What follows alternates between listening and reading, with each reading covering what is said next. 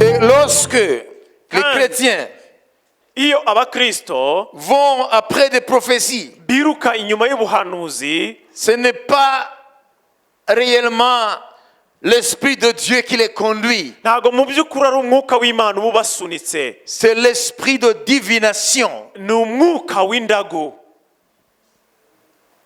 Ils vont là à Gassiata, ils vont je sais pas où, il y a une chambre de prière, il y a quelqu'un qui prie et qui te dit les choses qui te concernent. Ça, ce n'est pas l'esprit de prophétie de Dieu.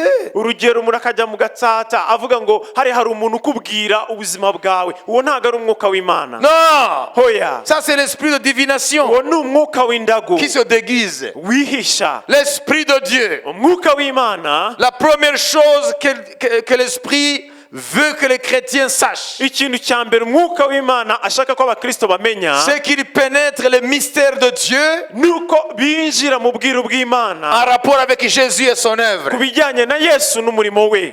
La véritable prophétie, Ubuhanuzi bw'ukuri elle est fondée sur le Christ. bufite urufatiro kuri Kristo, Parce que quand tu connais les prophéties qui sont là, kuko iyo uzi ubuhanuzi buri hano elles te donnent la force buguha imbaraga de triompher zo kunesha de toutes les forces n'imbaraga zose qui sont à l'œuvre dans ce monde. zirimo zirakorera muri iyi si. Par exemple, Urugero, si moi je suis en Christ niba njyewe ndi muri Kristo et que je suis à mesure de comprendre le plan de Dieu en Christ, nkaba mfite ubushobozi bwo kumva umugambi w'Imana muri Kristo à travers la Bible, biciye muri à Bibiliya, travers les Écritures, biciye mu byanditswe et byera, que je trouve ma place dans le plan de Dieu, noneho nkibona mu mugambi w'Imana, ça crée en moi birema muri jye une confiance icyizere absolue cyuzuye que je suis avec Dieu, ko ndi kumwe n'Imana, et celui qui est avec Dieu, kandi uri kumwe il a n'Imana triomphé du monde. aba yaranesheje iyi si. Ça veut dire pour moi, Ni ukuvuga ngo kuri jye le lendemain, ejo ce hazaza n'est pas un lendemain qui va me causer des problèmes aujourd'hui. ntabwo ari ejo hazaza hazanteza ibibazo, Je ne m'inquiète pas du lendemain. ntabwo ngira ubwoba bw'ejo Parce hazaza, que je dis, kuko ndavuga ngo celui qui a connu la croix 1000 ans et l'a décrit, uwamenye umusaraba imyaka igihumbi akavuga nuko bizagenda, celui qui a dit même les paroles que Jésus prononcera, wavuze n'amagambo Yesu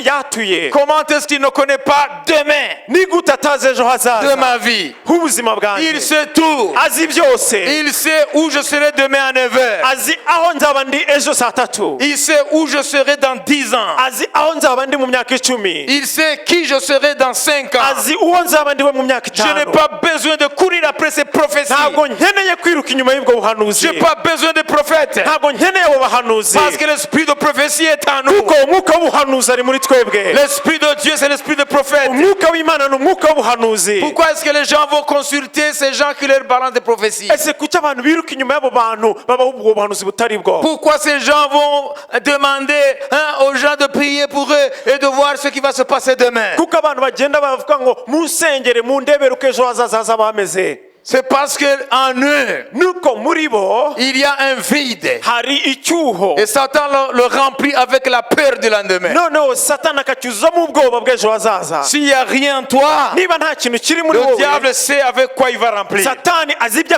azakuzuzamo. Mais si tu es rempli de foi, Ariko niba wizeye et la wizeye, foi vient de la parole de kandi Christ, kwizera kuva ku ijambo rya Kristo, et la foi crée l'espérance, kandi kwizera kuzana ibyiringiro, et l'espérance c'est ce que nous attendons. kandi ibyiringiro nibyo Il n'y dutegereje. a pas de place pour la crainte. Nta mwanya Il w'ubwoba, n'y a pas de place pour la crainte. nta mwanya w'ubwoba uhari, Parce que celui qui vit en nous, kuko uri muri il twebwe est l'alpha et l'oméga. ni alfa na Il est omega, le commencement et la fin. ni itangiriro Moi, je n'ai n'imperuka. pas besoin Je ntago nkeneye qu'on me dise ce qui se passera demain ko dans ma vie. bazambwira ibizaba ejo hazaza mu buzima Parce que bwanjye, je suis en Christ. kuko ndi muri Kristo. Si je suis en Christ, Niba ndi muri Kristo, je suis dans l'alpha et l'oméga. ndi muri alfa na omega. Je n'ai pas besoin Ntabwo nkeneye de m'inquiéter kugira ubwoba ce qui se passera demain. ibizaba ejo. Non, Oya, parce que mon avenir, kuko ejo hanjye hazaza, passé, ejo hanjye mon hashize, présent, uyu munsi mon hanjye, futur, ejo hanjye c'est hazaza déjà dans la main de Dieu. biri mu kiganza cy'Imana. Aucun marabout, Nta mupfumu, aucun marabout nta mupfumu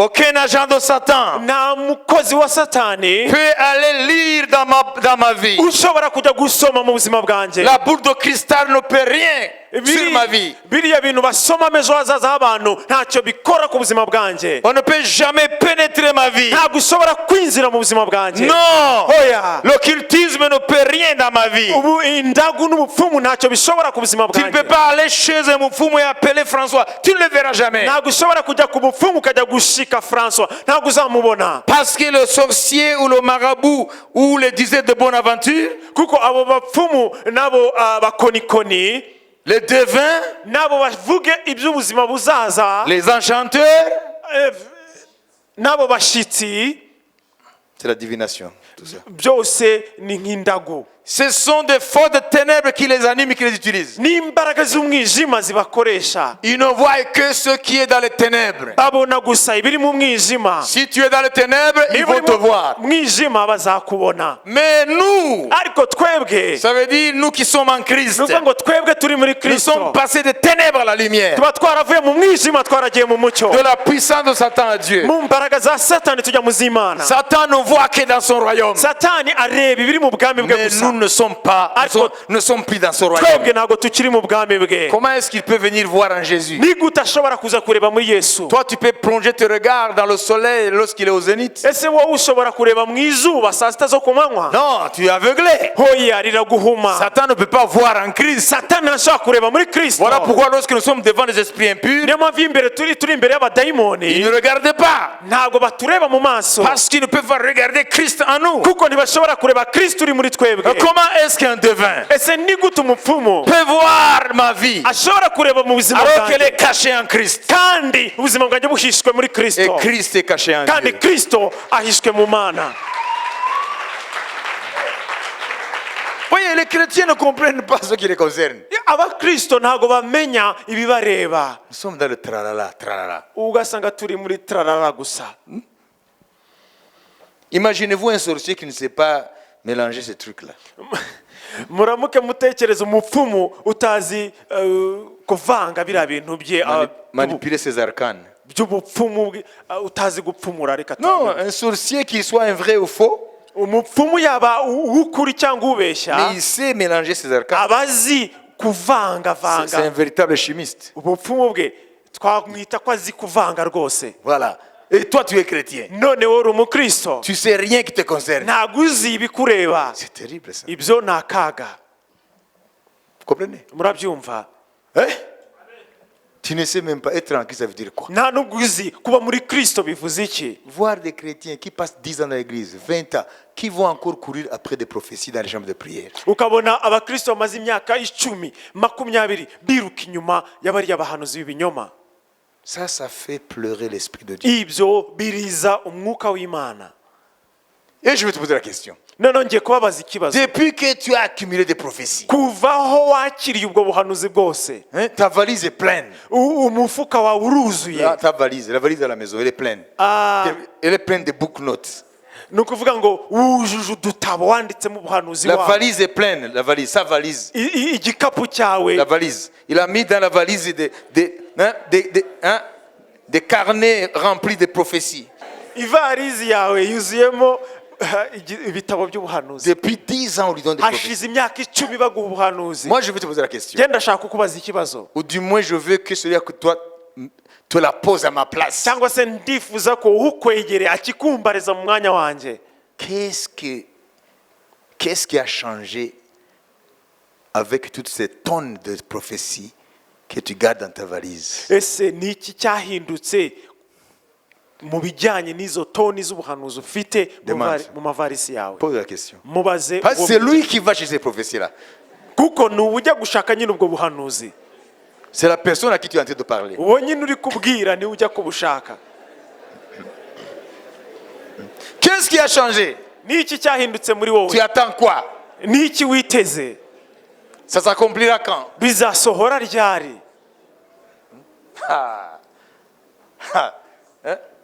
Et voilà, je vois une maison là, tel endroit. Ça, Dieu te donne une maison là-bas. Et voilà, ça fait 2 ans et la 3e année, au lieu qu'il y ait une maison là-bas, il y a une route qui est passée là. Bakaguhanurira ngo mu myaka 3 ngo tubonye inza ahantu runaka yawe ngo noneho imyaka 3 igashira aho hantu bakahashisha umuhanda.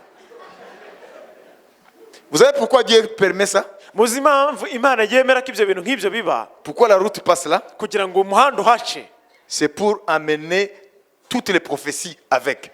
No kugira ngo itware n'umuhanuzi bwose. Qui a compris? Ninde wasobanukiwe? Croissez dans la connaissance de la parole de Dieu. Ukwiye gukura mu kumenya ijambo ry'Imana.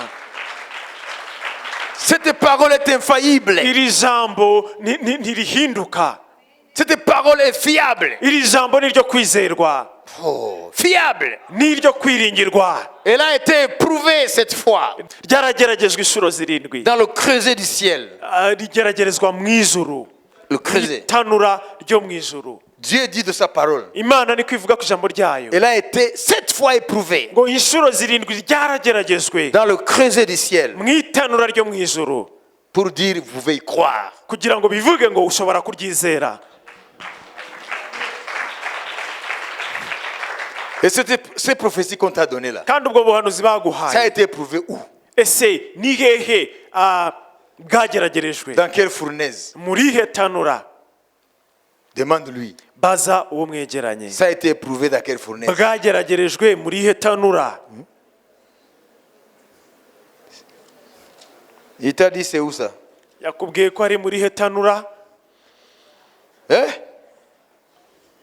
Ce sont des choses tristes ça. Ibyo ni ibintu bibabaje. C'est triste. Ni ibintu bibabaje. Ça a été éprouvé où? Byageragerejwe hehe? Ces prophéties que tu as là. Ubwo buhanuzi ufite. Ça a été éprouvé où? Bwageragerejwe he? Pour que tu y accordes toute ta confiance. Kugira ngo ubuhe ikizere cyawe Tu verras des cyose. chrétiens qui, au lieu de se vanter des œuvres de justice et tout, Uzabona abakristo aho kwirata imirimo yo gukiranuka n'ibindi. ils se vantent en disant, vous savez, j'ai des prophéties. Baravuga ngo urabizi ngo mfite ubuhanuzi. Ah bon? Ye? La route passera là. Umuhanda uzahaca. Parce que Dieu a de l'humour, vous savez. Ni Imana murabizi igisetsa murabizi.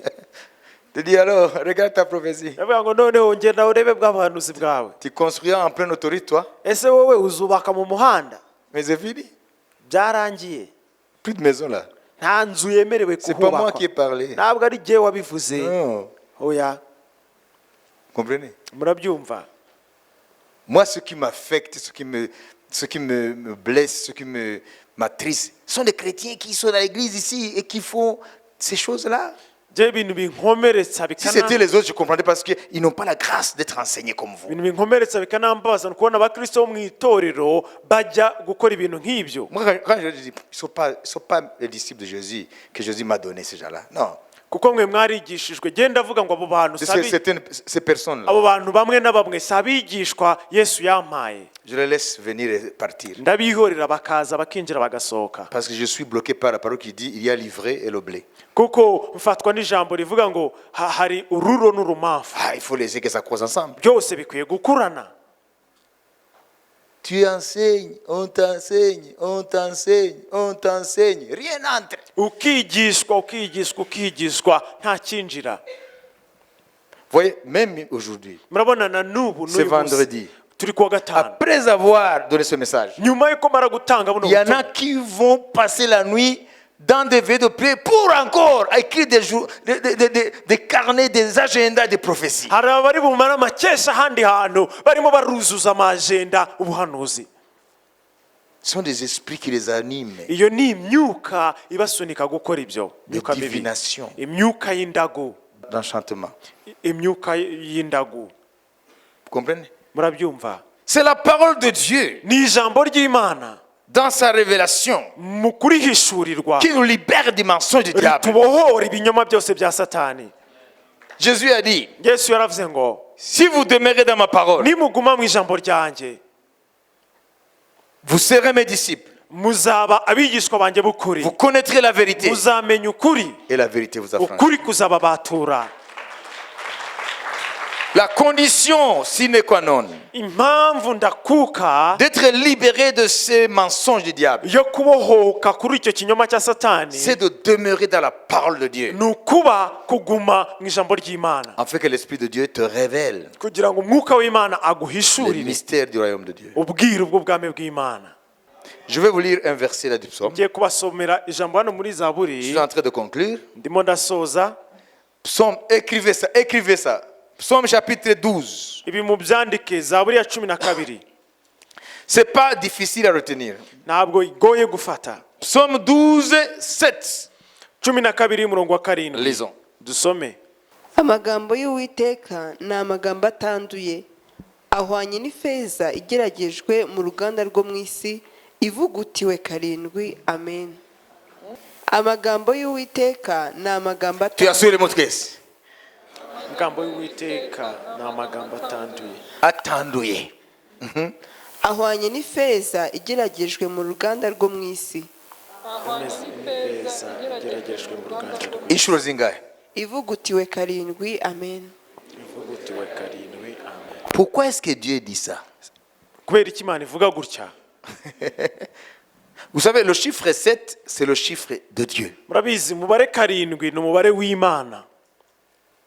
Ça veut dire Ni ukuvuga ngo ce qui est parfait, ce qui est plein, la plénitude, la perfection. ni ukuvuga ngo ibitunganye byose, ibyuzuye byose, ibikwiye. Si la parole de Dieu est passée avant de venir dans le monde, Niba ijambo ry'Imana mbere yo kuza mu isi ryaraciye, Dieu l'a fait passer dans le creuset au ciel. Imana yararicishije mu itanura mu ijuru 7 fois, inshuro 7. ça veut dire cette parole Ni ukuvuga ngo iryo jambo a été éprouvée ryarageragejwe jusqu'à ce qu'elle sorte du creuset kugeza aho ryasohokeye mu itanura en étant fiable, ryizewe,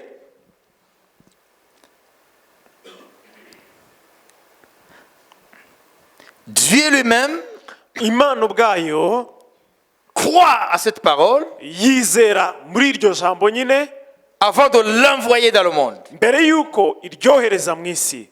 Ça veut dire Dieu est en train de dire, Ni ukuvuga ngo Imana iri kuvuga ngo ma parole, ngo ijambo ryanjye elle est fiable. ni iryo kwizerwa. C'est une parole Ni ijambo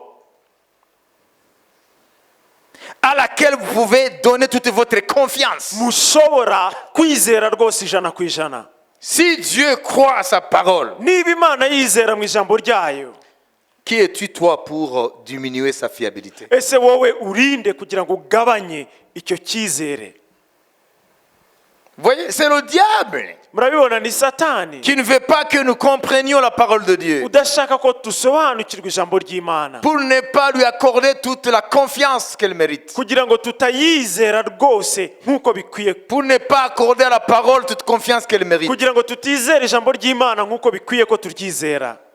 Le problème, ce n'est pas la parole de Dieu, Ikibazo ntabwo ari ijambo ry'Imana, c'est qui va la croire. ahubwo ninde uzaryizera.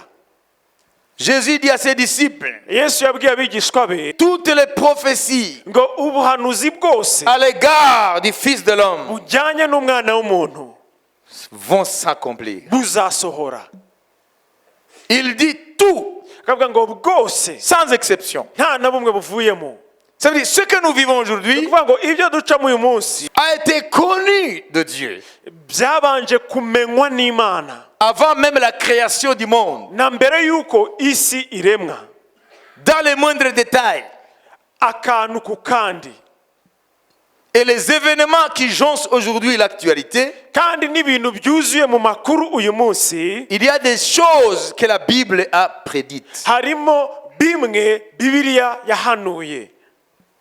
Donc il ne faut pas Rero ntago bikwiye ko courir après d'autres prophéties, umuntu yakwiruka inyuma y'ubundi buhanuzi, même si l'Esprit de Dieu peut donner des prophéties ponctuelles nubwo umwuka w'Imana ashobora gutanga ubuhanuzi dans les assemblées pour encourager, mu iteraniro kugira ngo atere abantu ishyaka. Mais jamais l'esprit ne s'écartera jamais de ces paroles. ariko nta na rimwe umwuka wera azatandukira aya magambo. Moi, chaque fois que Dieu m'a donné des prophéties Igihe cyose Imana yampaye ubuhanuzi par différents canaux, biciye mu bikoresho bitandukanye, ça n'a jamais été quelque chose qui m'étonne. ntago cyabaye ikintu cyantangaje, Parce que c'est toujours en rapport avec la parole de Dieu. kuko buri gihe biba bihuye n'ijambo ry'Imana. Qui a compris? Ninde wabyumvise? Dieu ne viendra pas te donner quelque chose qui est aux antipodes de la parole de Dieu. Imana nta na rimwe izakubwira ikintu gitandukanye rwose n'ijambo ry'Imana. Dieu te dira toujours Imana izakubwira buri gihe des choses ibintu qui vont donner plus de poids à sa parole. bizakomeza guha ibiro ijambo ryayo. Ça veut dire, si tu connais la parole de Dieu, Ni ukuvuga ngo niba uzi ijambo ry'Imana et si tu marches dans cette parole, kandi ukagendera muri iryo jambo et que tu demeures dans la parole comme le Seigneur le dit, ukarigumamo nk'uko umwami avuga, quelles que soient les prophéties qui peuvent venir, ubuhanuzi bwose bushobora kuza, donc venant de l'Esprit, ni ukuvuga buvuye ku mwuka wera, tu verras que c'est pour appuyer cette parole. uzabona ko nubwo gushimangira rino jambo. Amen. Regardez les prophéties que Paul recevait Murebe urugero ubuhanuzi Pawulo yakiraga à travers les prophètes de son temps comme Agabus, biciye mu bahanuzi bo mu gihe cye nka Agabo, celui qui avait annoncé la famine qui allait survenir sur la terre uriya wari warahanuye inzara yagombaga gutera ku isi. et qui est arrivé effectivement sous Claude, l'empereur romain. Iyo nzara yaje kuba mu gihe cy'umwami w'abami Claude Romain. w'umuroma. Voilà, les prophéties que Paul a reçues, Rero ubwo buhanuzi Pawulo yakiraga, quoique étant lui-même apôtre et prophète, kuko nubwo nawe yari intumwa n'umuhanuzi, comprenez? mubyumve, Il a donné des prophéties sur l'église, vous savez, yatanze ubuhanuzi ku itorero, murabuzi n'est-ce pas? sibyo? Beaucoup de prophéties de la Bible. Ubuhanuzi bwinshi Dans le Nouveau Testament, mu isezerano rishya c'est Paul. ni Pawulo. Voilà, donc, Rero quand tu analyses les prophéties que Paul a reçues, iyo usesenguye ubuhanuzi Pawulo yakiriye, ce sont des prophéties ni ubuhanuzi qui appuient les paroles que Jésus avait dites. bushimangira amagambo Yesu yari yaravuze. Donc, n'allez pas après des prophéties. Rero ntimwirukanke inyuma y'ubuhanuzi, D'ailleurs, ne provoque pas les prophéties, ntimugashake gusembura cyangwa kwikururira ubuhanuzi, de peur de ne pas entendre une prophétie qui va te mettre KO. kuko ukwiye no kwitega ko ushobora kwakira ubuhanuzi buzagukubita hasi Si tu continues à les provoquer les prophéties, nutangira kujya gushotora ubuhanuzi. il y en a qui viendra comme un marteau sur ton tête là. Hari bumwe buzaza nk'inyundo ku mutwe wawe, Tu iras là-bas à Gassiata, je veux les prophéties. ukajya gatsata ukavuga ngo ndashaka ubuhanuzi, Et après, tu vas entendre ceci. noneho kumva aya magambo, Prépare-toi. itegure.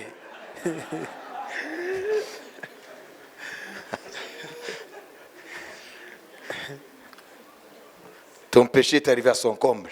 Itegure, icyaha cyawe cyageze ku rugero rushyitse. Qu'est-ce que tu vas faire là? Uzakora iki? Tu vas prendre ton sac et fuir. Uzafata ibikapu byawe wiruka uhunge. Et tu vas commencer à propager partout. Non, ce n'est pas une prophétesse. No, ujya gukwiza ahantu hose, ntabwo ari umuhanuzikazi rwose w'Imana.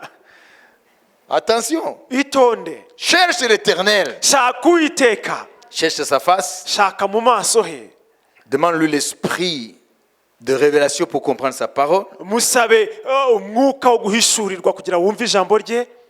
Et puis, ce qu'il veut te dire, te le dira. Hanyuma ibyo ashaka kukubwira azabikubwira. Ce n'est pas toi qui choisis ni le temps, ni par quel moyen. Ntabwo ari wowe wihitiramo igihe n'uburyo ubwo buhanuzi bukugeraho. Vous savez que Dieu peut te parler même en marchant. Murabizi ko Imana ishobora no kukubwira uri kugenda mu nzira. Mais il est souverain. Ni Imana yigenga. Vous comprenez? Murabyumva? Hein? Faut pas croire que Dieu, Dieu n'est pas un Dieu one way. Ntabwo Imana ari Imana y'inzira imwe gusa. Dieu peut agir n'importe comment. Imana ishobora gukora mu buryo butandukanye. Mais il n'ira jamais en dehors de sa parole. Ariko nta na rimwe izajya hanze y'ijambo ryayo. Dieu est lié par sa parole. imana iboshywe n'ijambo ryayo. Alléluia. Haleluya. Cette parole, iri jambo elle est fiable. ni iryo kwizerwa. Il faut croire en la parole de Dieu. ukwiye kwizera ijambo ry'imana. Alors, comme vous avez compris, rero niba mwabisobanukiwe, les disciples, abigishwa comme nous aujourd'hui, nkatwe uyu munsi ils vivaient au centre de l'accomplissement des prophéties majeures, bari mu gusohora k'ubuhanuzi bukuru, la croix de Jésus, umusaraba wa Yesu toutes les circonstances qui l'entourent, n'ibindi byose biwugose, mais ils n'ont pas compris. ariko ntibigeze basobanukirwa. La prophétie était comme un livre caché. ubuhanuzi bwari nk'igitabo gihishwe kuri bo, C'était un langage codé. rwari ururimi batumva. Mais l'Esprit, quand il est venu plus ariko tard, umwuka wera nyuma aje, ils ont compris les paroles de Jésus et tous les épisodes où Jésus avait saisi l'occasion pour leur parler de ce qui va arriver. basobanukiwe amagambo yose n'ibyiciro byose Yesu yashatse kubabwira ibyenda gusohora. Quand vous lisez les évangiles, iyo usomye ubutumwa bwiza, vous entendrez souvent ceci. muzumva aya magambo agaruka kenshi. Alors, ngo nuko quand cela arriva, ibyo bisohoye, vous avez compris? murabyumva? Amen. Amen. Les disciples ngo abigishwa comprirent bibuka ko les paroles que Jésus avait dites. Yesu yari yarabibabwiye. Vous avez déjà lu ça? Mwigeze musoma ibyo? Hein? Ça veut dire, lorsqu'il disait ça, ni ukuvuga ngo iyo yavugaga ibi, il leur parlait, ni ukuvuga ngo iyo yababwiraga, ils n'étaient pas prêts à saisir. ntabwo bari biteguye kwakira Mais ibyo quand ababwira. l'Esprit est venu, noneho umwuka wera aje, là, ils ont compris. noneho barasobanukirwa. Ça veut dire, les paroles de Dieu sont spirituellement compréhensibles. ni ukuvuga ngo amagambo y'Imana yumvikana mu buryo bw'umwuka. Écrivez. Les paroles de Dieu sont spirituellement compréhensibles, mais charnellement incompréhensibles. ibyo mubyandike, amagambo y'Imana yumvikana mu buryo bw'umwuka, ariko mu buryo bw'umubiri ntabwo yumvikana. Voilà pourquoi beaucoup de chrétiens sont charnels. niyo mpamvu abakristo benshi ni ab'umubiri gusa, Et ils ne comprennent rien. n'abanyamubiri ntabwo bumva, Parce qu'ils sont charnels. kuko ni abanyamubiri. Les paroles de Dieu sont comprises spirituellement. amagambo y'Imana yumvikana mu buryo bw'umwuka. Laissez-moi vous ramener dans Corinthiens. munyemerere mbajyane mu Bakorinto. Dieu le dit lui-même. Imana irabivuga ubwayo. Il dit, c'est spirituellement qu'on en juge. Voilà. Lisons vite. 1 Corinthiens chapitre 2.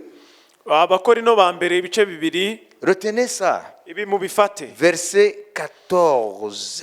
umurongo wa 14 15. n'uwa 15. Écoutons la parole de Dieu. ariko umuntu wa kamere ntiyemera iby'umwuka w'Imana kuko ari ubupfu kuri we, akaba atabasha kubimenya kuko bisobanurwa mu buryo bw'umwuka. ariko umuntu w'umwuka arondora byose, nyamara ubwe ntawumurondora. Amen. 13, 14, 15. 13, 14, Écoutons, 15. écoutons. Mot à mot. ijambo ku rindi. ari byo tuvuga, ariko ntitubivugisha amagambo akomoka mu bwenge bw'abantu, ahubwo tubivugisha akomoka ku mwuka, dusobanuza iby'umwuka bindi.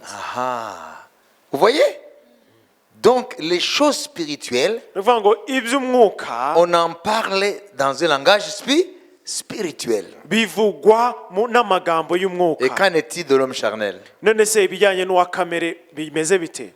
ariko umuntu wa kamere ntiyemera iby'umwuka w'Imana kuko ari ubupfu kuri we. Voilà pourquoi il court après les prophéties à gauche à droite. niyo mpamvu yiruka ku buhanuzi hirya no hino, akaba atabasha kubimenya kuko bisobanurwa mu buryo bw'umwuka. C'est spirituellement qu'on en juge. Merci. bisobanurwa mu buryo bw'umwuka. Vous comprenez? murabyumva? Voilà pourquoi quand Jésus parlait aux apôtres des prophéties le concernant, niyo mpamvu igihe Yesu yabwiraga intumwa ubuhanuzi bwamurebaga, ils étaient encore charnels. bari bakiri aba kamere. Oui. murabibona? Alors que c'est spirituellement qu'on en juge. kandi bisobanurwa mu buryo bw'umwuka. Vous avez compris? murabyumva? Hein? Il leur parlait, yababwiraga bien sûr, en hébreu, birumvikana mu giheburayo leur langue maternelle, ururimi rwabo rw'ababyeyi, mais ils ne comprenaient pas. ariko bo ntabwo bamwumvaga. Pourquoi? Kubera iki? Parce que ce n'était pas question Kuko ntabwo cyari ikibazo de la sémantique, cy'ururimi, mais c'était une question de l'objet dont il était question. C'était des choses spirituelles. Il utilisait un langage spirituel et c'est spirituellement qu'on en juge. ahubwo cyari ikibazo cy'iby'umwuka bisobanurwa n'amagambo y'umwuka, Et c'est spirituellement qu'on en juge. kandi bisobanurwa n'amagambo y'umwuka. Voilà pourquoi aujourd'hui, Niyo mpamvu uyu munsi les choses s'accomplissent. ibintu birasohora, Les gens ne savent pas. ariko abantu ntibabisobanukirwe, Ils sont là. bakaba bari aho Les gusa, choses arrivent. ibintu bigasohora Il n'y a rien. ariko ntibabisobanukirwe. Vous savez, le thème là de la prophétie sur l'histoire des temples, Muribuka wa mutwe w'amateka y'ingoro, aujourd'hui, les choses que vous avez apprises ici s'accomplissent. uyu munsi ibintu mwigiye hano birimo birasohora. Suivez l'actualité de l'Iran. Mukurikire amakuru ya Irani, C'est l'ancienne Perse. nibwo buperesi bwa kera. Qu'est-ce qui se passe? Niba iki birimo biraba, Il y a des choses qui se passent. hari ibintu birimo birakoreka, Mais les gens ne savent rien. ariko abantu nta na kimwe babiziho. Ils vont d'autres prophéties là. Bajya gushakisha ubundi buhanuzi, S'ils vont avoir un job, uzabona akazi, s'ils vont être délivrés de leurs ennemis, niba bazabohorwa cyangwa se bazahirwa imbere s'ils vont y'abanzi babo, échapper à ceci, à cela, niba bazarokoka ibi n'ibi, si leur voisin ne va pas leur nuire, niba abaturanyi babo batazababangamira, s'il faut déménager, niba ari ngombwa ko bimuka, ou cyangwa il faut que j'aille demander où il faut déménager. umuntu akwiye kujya no kubaza aho akwiye kwimukira.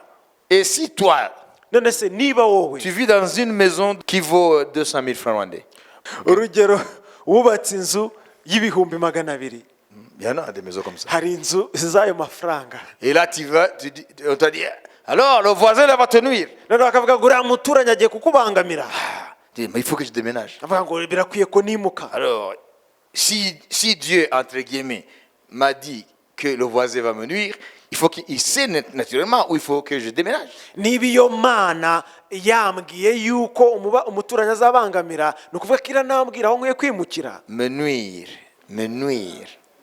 Azangwa nabi, umuturanyi azangwa nabi. Ah, il sait aussi là où il faut que j'aille. Iyo Mana nyine izi aho nkwiye kwimukira. Alors, tu retournes alors chez la grosse caisse là. None ugasubira kwa wa mukobwa, La grosse caisse. Alors, je viens.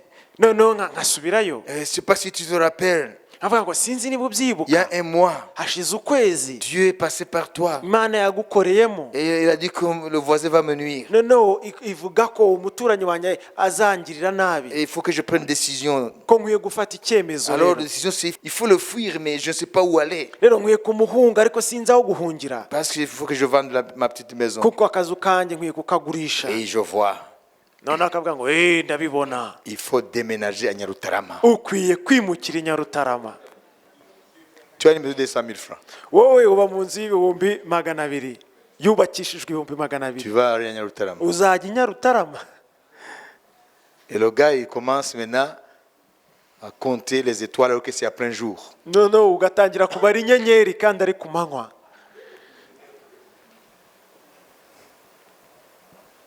Vous voyez? Murabibona, Dieu ne peut jamais piéger ses enfants. Imana nta na rimwe izatega umutego abana bayo. Ça sont des démons. Abo ni abadayimoni. Vous avez compris? Mwabyumvise? Hein? Il y a des gens qui ont ruiné leur vie à cause des prophéties. Hari abantu bangije ubuzima bwabo kubera ubuhanuzi. Il y a des gens qui sont mariés à cause des prophéties. Hari abantu barongora cyangwa bakarongorwa kubera ubuhanuzi. Dieu ne te prendra jamais comme son ennemi si tu dis Seigneur, j'ai du mal. Ne doute pas la Bible, Ntuzashidikanye mais Bibiliya d'autres prophéties. n'ubundi buhanuzi. La Bible te donne carte blanche. Bibiliya iraguha uruhushya d'éprouver.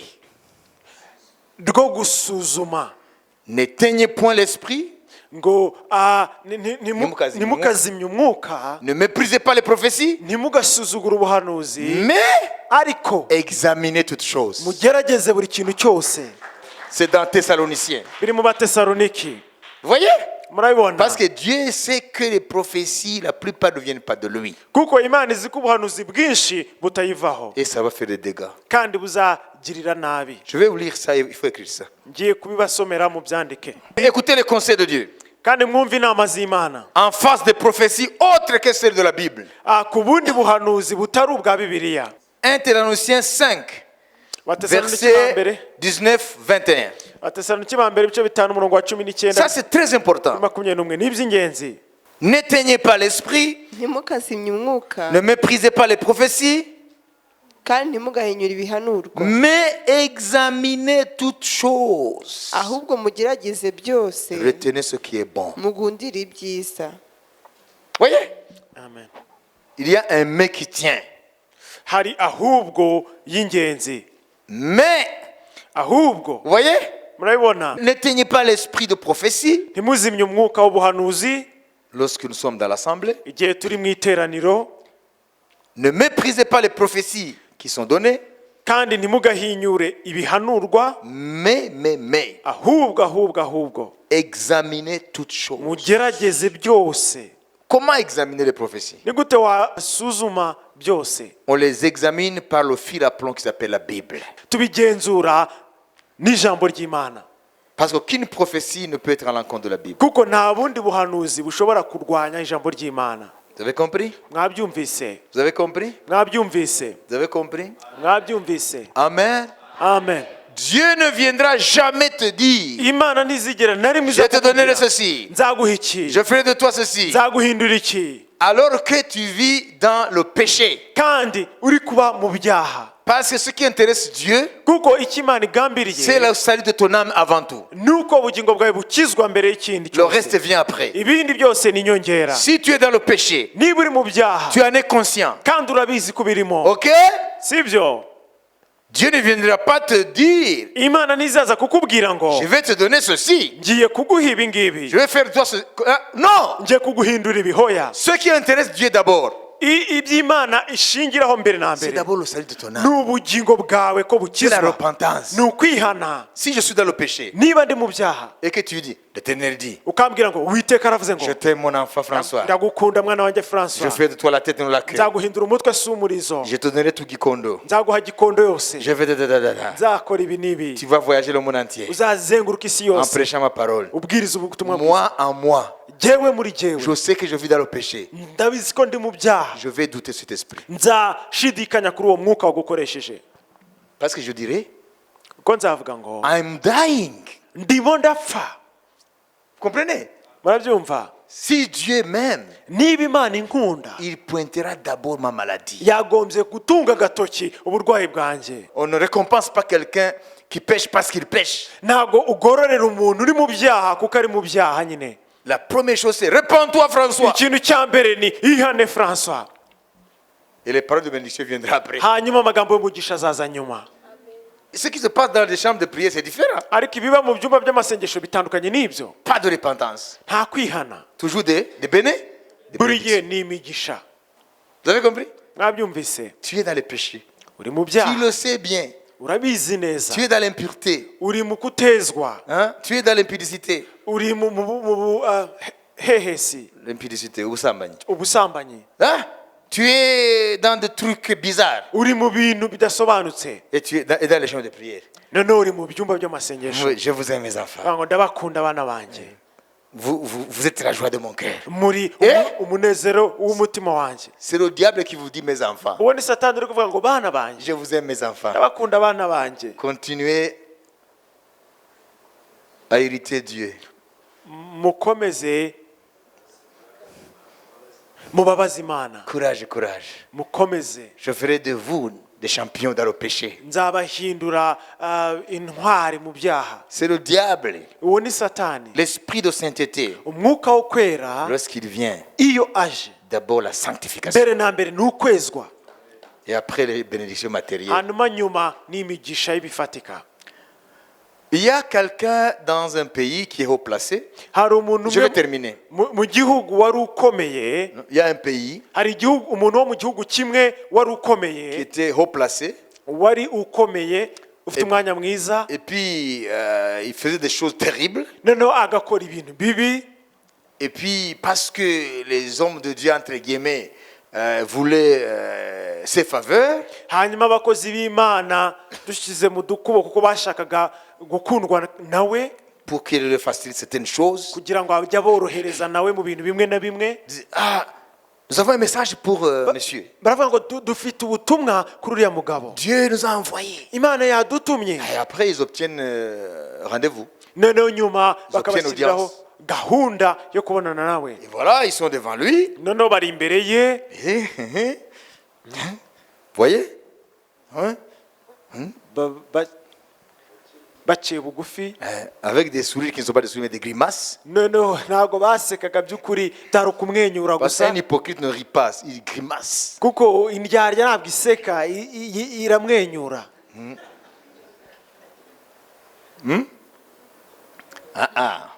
Ntabwo iseka irashinyika, c'est tout. Ntabwo iseka irashinyika. Voilà. Nuko Il dit alors, Dieu nous a envoyés. ngo Imana yadutumye, Il dit, il vous aime.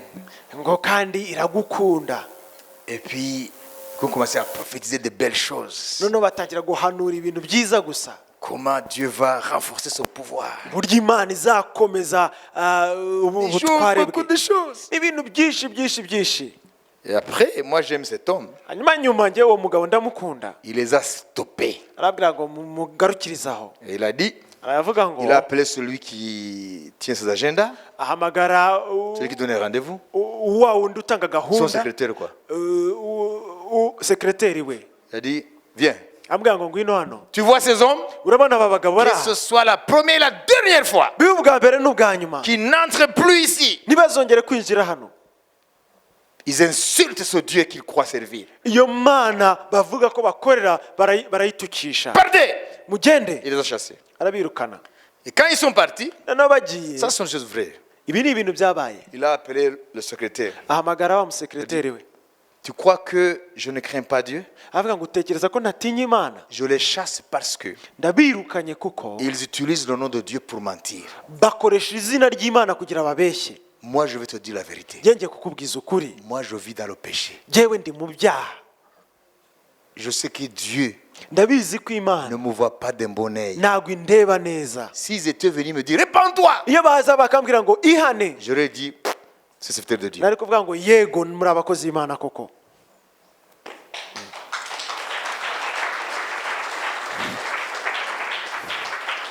Vous avez compris? Mwabisobanukiwe? En d'autres termes, Mu yandi magambo, niko yavuye nkavuze ati iyo mumenya yongowe. Vous voyez? Amen. Parce que lui il se connaît. kuko we yari yiyizi. Ingorane ze ntabwo ari ibyubahiro, ingorane ni ibyaha yifitiye. Ibyo muje kumubwira ngo Imana izamugora, ibyo ntabwo ari ibyo. We arashaka inzira yamuhesha amahoro y'umutima.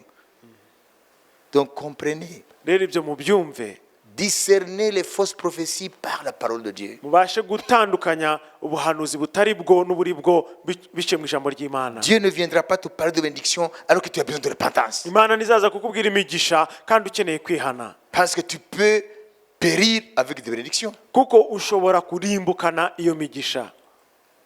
Ah, et ça va servir à quoi? Ese ibyo byaba byaramaze? Que servirait-il à un homme Ese byamarira iki umuntu de gagner le monde entier kutunga isi yose et de perdre son âme? n'ibiyirimo agatakaza ubugingo Ça, c'est la bwe? parole de Jésus. Iryo ni ijambo rya Yesu. Si c'est la parole de Jésus Niba ari ijambo rya et Yesu qu'il sait que tu vis dans le péché, kandi akaba azi ko uri mu byaha, il ne peut pas venir outrepasser ce qu'il a dit ntabwo yaza kurenga ku byo yavuze, en disant je vais te faire grâce, akubwira ngo je vais te bénir. nzagukura, nzakuzamura. Non, il ne peut pas aller à l'encontre Ntabwo yajya kuvuga parce qu'il ibitandukanye, a dit kuko yavuze ngo que servirait-il à un homme ngo byamarira iki umwana de w'umuntu gagner le monde entier. gutunga isi n'ibirimo byose perdre son âme. agatakaza ubugingo Tu bwe. vis dans le péché, Uri mu byaha, tu es une âme perdue. uri ubugingo bugiye kurimbuka buzarimbuka. Est-ce que tu as besoin de maisons Ese ukeneye amazu devant Dieu imbere y'Imana ou des promotions? cyangwa se kuzamurwa mu ntera? Parce que ton âme Kuko ubugingo bwawe est sur le chemin large qui mène à la perdition. buri ku nzira ngari ijyana ku irimbukiro. Plutôt Dieu te dira, Ahubwo Imana izakubwira ngo si tu es converti, niba warakijijwe, mon enfant, mwana wanjye, répands-toi. ihane. C'est ce qu'il dira. Nibyo yavuze. Et il ajoutera, Kandi yongere ngo ma parole dit, ijambo ryanjye riravuga ngo point de paix pour les méchants, nta mahoro ku banyabyaha, dit l'Éternel. niko Uwiteka avuga. Vous voyez? Murabibona? Si tu analyses les prophéties que les gens ont dans les sacs là, Uramutse ufashe ubuhanuzi abantu bafite mu bikapu byabo, dont un sac coûte $100, ukaba ufite isakoshi igura amadolari 100, mais plein de fausses prophéties, ariko yuzuyemo ubuhanuzi butari bwo, tu sais que tu n'es pas dans le droit chemin. urabizi ko utari mu nzira nziza, Tu sais que tu mens à longueur de journée. urabizi ko ubeshya, Tu sais que tu sèmes la zizanie entre frères. urabizi ko uzana impagarara muri bene so, Tu sais ce que tu fais. uzi ibyo ukora, Et puis tu balances des prophéties. noneho ukagendana n'ubwo Dis buhanuzi. Amen. Imana irankunda, Il va me donner ceci. izampa ibi. Il a prophétisé. Iyi barampanuriye 2015. mu 2015 J'ai reçu ces prophéties. ko birasohora, 2016. 2016, 2017. 2017. Continue à remplir. Komeza wuzuze. C'est un tas de bois qui vont te consumer. Uri kwikusanyiriza inkwi zizagutwika. La première chose Ikintu cya qui mbere importe, c'est cy'ingenzi la sanctification. ni ukwezwa.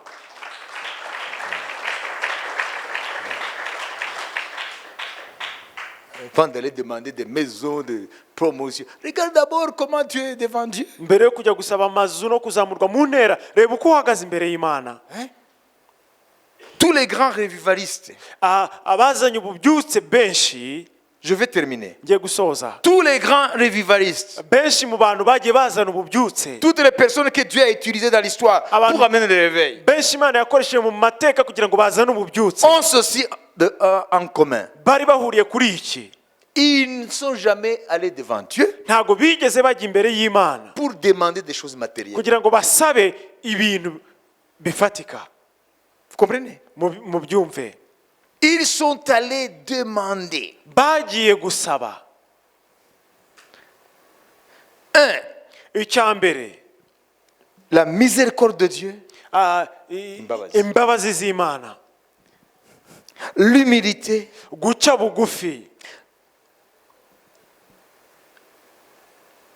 le brisement, kugira umutima umenetse,